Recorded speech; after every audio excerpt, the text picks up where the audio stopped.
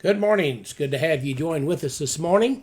As you can see from the background that I'm broadcasting from home. I've just got through watching a little television news that has been going on across our nation. Tremendous amount of rioting going on. I know some say there's cause for it, but I've noted for a long time that our nation has been on the verge of, excuse the expression, anarchy. We are beginning to see the torches of that already flame. And a lot of people have fear in their heart about what's going on. I want to share with you an incident that took place in 1991.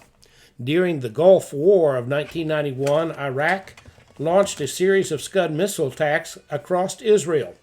Many Israeli citizens died as a result of these attacks. After the war was over, Israeli scientists analyzed the official mortality statistics and found something remarkable.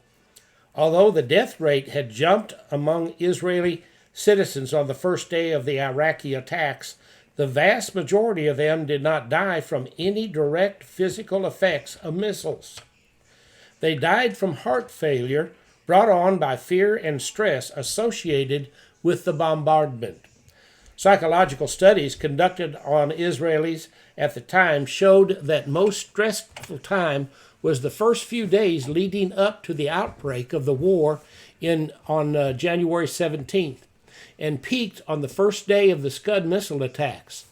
There was enormous and well-founded concern about the possible Iraqi use of chemical and biological warfare, so much so that the government had issued use to the entire Israeli population gas mask and automatic atropine syringes in case of a chemical attack, and every household had been told to prepare a sealed room. After the first Iraqi attack turned out to be less catastrophic or cataclysmic than feared, levels of stress declined markedly. As in other wars, the people adapted to the situation with surprising speed.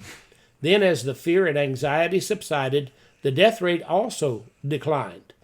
There were 17 further Iraqi missile attacks over the following weeks, but Israeli mortality figures over this period were no higher than average.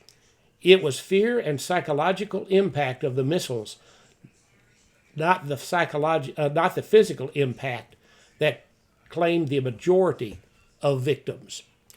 You know, we live in this kind of world right now in which there's a great deal of fear. The Bible even said in the latter days that men's hearts would fail them for fear. Fear has a devastating effect upon the human body.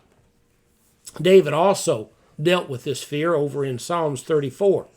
He wrote this Psalms when he pretended madness before Abimelech, who drove him away, and he departed. It says, first of all, I will bless the Lord at all times. His praise shall continually be in my mouth. My soul shall make its boast in the Lord. The humble shall hear of it and be glad. O magnify the Lord with me, and let us exalt his name together. I sought the Lord, and he heard me, and delivered me from all my fears. They looked to him and were radiant, and their faces were not ashamed. This poor man cried out, and the Lord heard him, and saved him out of all his troubles. The angel of the Lord encamps all around those who fear him, and delivers them. O taste and see that the Lord is good. Blessed is the man who trusts in him. I think those are good words and words of wisdom for us today. If we will realize that we need to trust in the Lord, the one who already has our protection in mind, who have our concern in mind, and that we would put our trust and faith in him. He will be there for us. Just like the angel of the Lord encamps all around those who fear him and delivers them.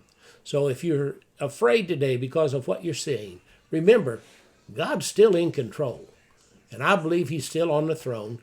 And I believe that as we worship and seek him, that he'll be there for us during the times of trouble. I want you to have a good day. Don't let all the things you see on television create fear in your heart. Remember, Jesus is coming back, and this may be all part of what he told us before in Matthew 24. God bless you. Have a great day.